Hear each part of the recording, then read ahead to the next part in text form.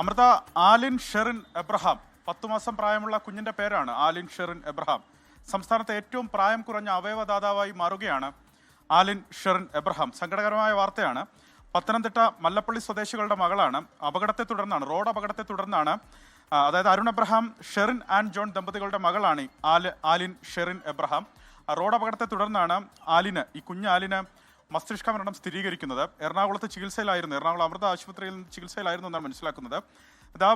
മാതാപിതാക്കൾ ഈ വ്യസനഘട്ടത്തിലും ഈ ദുഃഖഘട്ടത്തിലും അതീവ വേദനയുടെ ഘട്ടത്തിലും തങ്ങളുടെ കുഞ്ഞുമകളുടെ അവയവങ്ങൾ ദാനം ചെയ്യാൻ മാതാപിതാക്കൾ സന്നദ്ധരായിരിക്കുന്നു എന്നുള്ളതാണ് ഈ നിമിഷത്തിൽ ഏറ്റവും പ്രധാനപ്പെട്ട കാര്യം. എടുത്തു പറയേണ്ട ഒരു പ്രധാനപ്പെട്ട കാര്യം, 2 വൃക്കകൾ അത് തിരുവനന്തപുരം SAT ആശുപത്രിയിലെ പീഡിയാട്രിക് നെഫ്രോളജി വാർഡിൽ ചികിത്സയിലുള്ള കുഞ്ഞിനാണ് കൈമാറുന്നത്.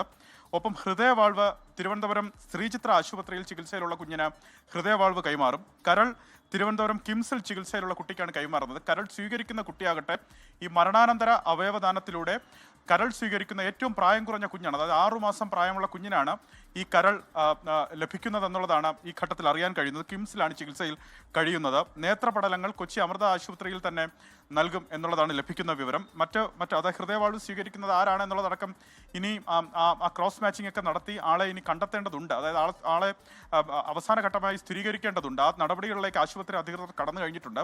വൈകുന്നേരം 6:30 മണിയോടുകൂടി റോഡ് മാർഗം ആംബുലൻസിലായിരിക്കും തിരുവനന്തപുരത്തേക്ക് ഈ അവയവങ്ങൾ കൊണ്ടുവരിക. അതായത് 4 അവയവങ്ങൾ, ഹൃദയവാൾവ്, കരള്, 2 വൃക്കകൾ, ഇത് 4 റോഡ് മാർഗം തിരുവനന്തപുരത്തേക്ക് കൊണ്ടുവരുമെന്നാണ് അറിയിച്ചിരിക്കുന്നത്.